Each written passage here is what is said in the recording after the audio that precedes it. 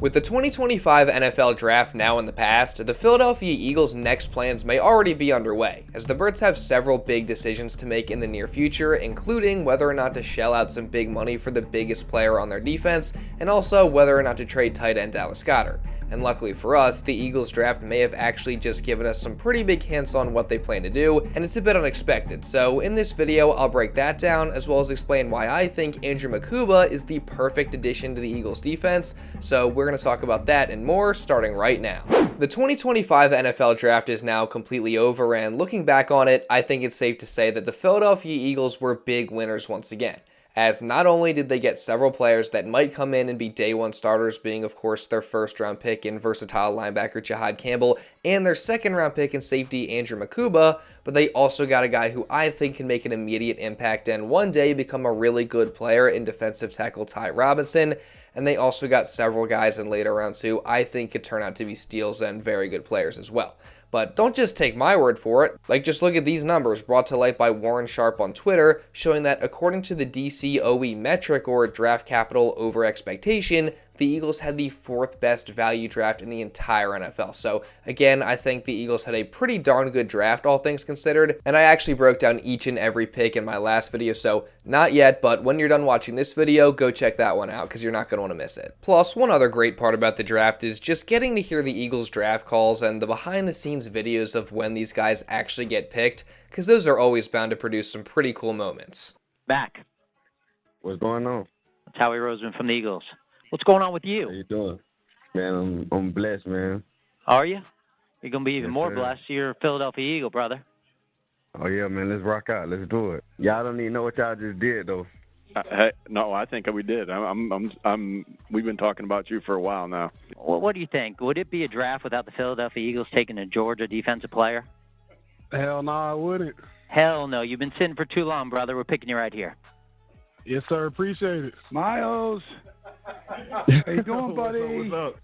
I'm ready. More than ready. Congratulations, bud. More than ready, Coach. I know you are. I know you are. Yes, sir. Sometimes Yes, these sir. crazy things work in mysterious ways, but we got to have some fun. I mean, for a guy to take his team to the Williams.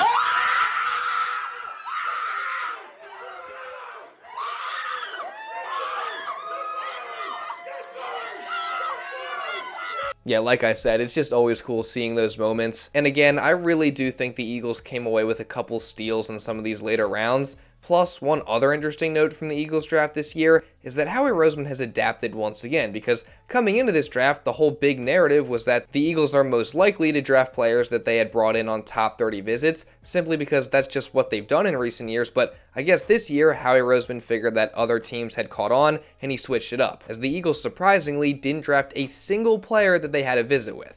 However, as Anthony DeBona pointed out, one narrative that is still very much alive is that the Eagles love uber athletic players with high RAS scores, as you can see here. And I don't know about you, but I love the fact that the Eagles prioritize getting super athletic guys, because sometimes all it takes with them is just a little development and technical refinement for them to become really solid players. Plus, on top of the Eagles drafting some exciting prospects, they also obviously brought in a bunch of guys after the draft, signing multiple undrafted free agents to deals as well. And look, I'm not going to get too in-depth on all these guys just because most of them are unfortunately only going to end up being camp bodies, but that said, there were some pretty intriguing additions, with the most notable one probably being Rutgers offensive tackle Holland Pierce, who is the top available offensive lineman post-draft, as he stands at a whopping 6'8" and 341 pounds. So he's definitely a freak in nature, and he also has swing tackle versatility, so the guy has a lot of potential. And then there's also running back Montrell Johnson out of Florida, who brings some power to the Eagles' backfield. You got wide receiver Darius Cooper out of Tarleton State, who was super productive in college, putting up nearly 1,500 yards and 14 touchdowns last year, while also possessing intriguing athleticism. Then there's another running back in Central Arkansas's Shunderick Powell, who's very small at just 5'7", but he was also super explosive in college, averaging over 8 yards per carry last year. And then there's also Toledo safety Maxon Hook, who on top of putting up 107 tackles last year while being a team captain, he also was roommates and best friends with Eagles star corner Quinyon Mitchell when they were together at Toledo. So overall, definitely some solid additions there, and there were also some other guys that I didn't mention, and plenty more players that the Eagles invited to attend their rookie minicamp. So it's definitely a lot of new faces around the NovaCare complex right now. Interestingly enough, though, even with all the guys the Birds have brought in, as Anthony DeBona pointed out, none of them will play the outside corner or nose tackle positions at the NFL level. So that should tell you all you need to know about the Eagles' confidence level in Kelee Ringo and Jordan Davis going into 2025. As at this point, it seems like it's pretty much a given that Kelee Ringo is going to be your starter at corner opposite of Quinyon Mitchell. And then for Jordan Davis, the Eagles' decision to not add a nose tackle may be hinting at what's coming next. As just in case you're unaware, JD is heading into the final season of his current contract. That could change, as the Eagles have a big decision to make very soon regarding JD's fifth-year option, which is set at $12.9 million.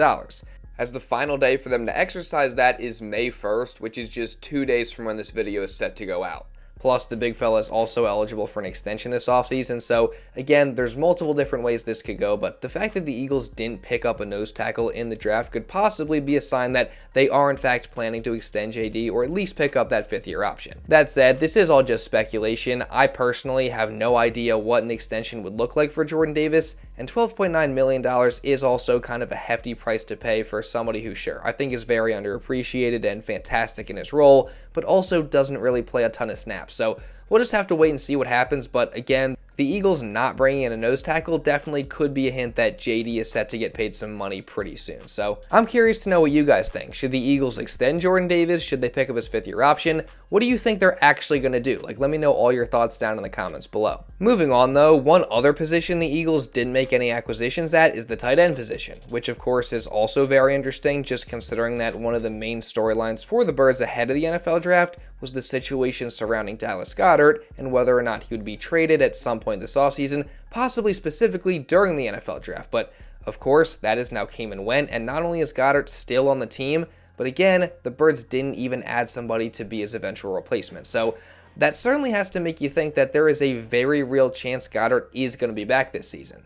And some comments from Howie Roseman in his post-draft presser only really reinforce that. Does this change anything with Dallas in his future?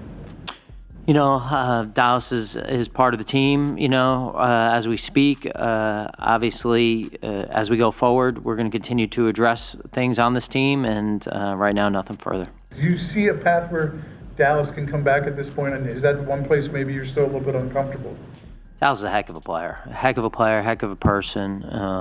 Certainly don't want to do anything publicly where we're discussing anyone's business, but have so much respect for him. Been to 2 Super Bowls together, and obviously would love him on this team. You always love having Dallas on this team, but we're not there right now on any of that. But love Dallas Goedert. Yeah, I think we already knew this, but it's pretty clear just listening to that and also seeing what the Eagles did in the draft that they want to keep Dallas Goedert. The guy is one of the best tight ends in the game when he's healthy, so obviously they'd love to keep him around. But at the same time, that contract is just an issue with the money that's tacked on at the end. Obviously, the Eagles are currently trying to clear up as much money as possible so that they can sign other guys to extensions. And Goedert, with just 1 year left on his deal and no guaranteed money left, likely wants an extension of his own, and I just don't think that's possible. So even though the Eagles didn't draft a tight end, I still wouldn't rule out a Goedert trade just yet.